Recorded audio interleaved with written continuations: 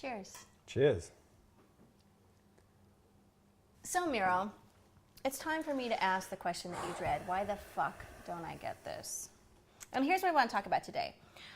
There have been a lot of stories in the news lately about professional athletes who have they've either been caught with doing reckless behavior, maybe there's been some domestic violence, some criminal activity. So who do you want to discuss? Let's talk about some of your favorites. Ocho. So Ocho, yeah. Well, Ocho had an incidence of domestic violence with his wife. You love him. I used to like him.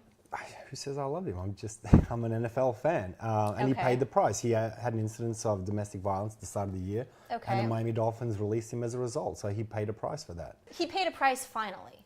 Are you telling me that in all the years that he's been a public figure and that he's been a pro athlete and that he's been getting paid a shitload of money, this is the first time ever that there's been an incident like this? Well, no, he's had multiple incidents. And of course he has. So why did it take so long for this to happen? It's happening all the time. And obviously, if you're talking about NFL players, there is a higher than normal instance of criminal activity, DUIs.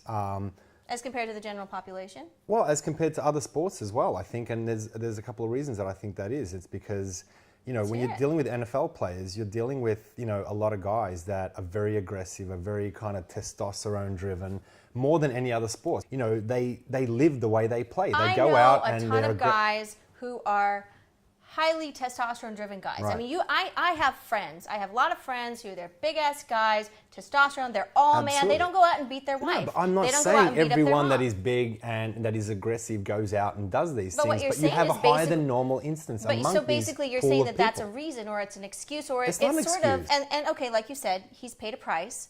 But there are plenty of men, and they all seem to be men for the most part, who have these issues. Sorry. They go on and on and on. Well, hello. There you go. But then you've got people who, maybe they're punished for a while, but then they get their job back. Like Michael Vick. Look at him. He had a $100 million contract, lost it, got it back.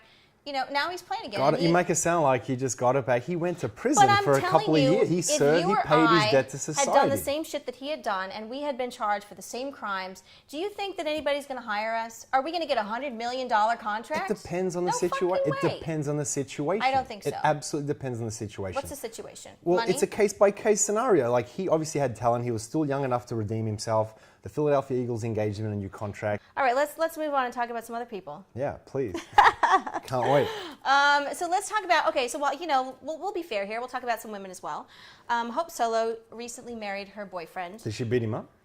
And he beat her up. Oh, okay. Okay, so it's a two-sided thing. I'm not blaming all men, and I'm not saying it's a testosterone thing, even though you are. I disagree with that. Hope Solo has been with this guy for not that long. He basically beats her up the night before, ends up in jail. She bails him out and marries him the next day. So if we go back, let's look at his rap sheet. He has a long one, by the way. So he has fights, drug arrests, stun gun issues, DUI, hit and run. He broke a guy's jaw by stomping on his face. So what's your point? This guy has a criminal history. Right. And was it a problem for Hope? No. She marries the guy the next day. So what's your point? All right, let's talk about when we have to actually make a decision and make this a moral one. Okay, let me turn the table, okay? Good luck. Okay, Des Bryant beat up his mother. If you're the Dallas Cowboys owner, okay, and you get a call at 2 o'clock in the morning and you say, Des Bryant has gotten into trouble, he's done this, his mother called 911. This is a guy that you fought really hard to get, sacrificed a lot of draft picks and everything else. What do you do?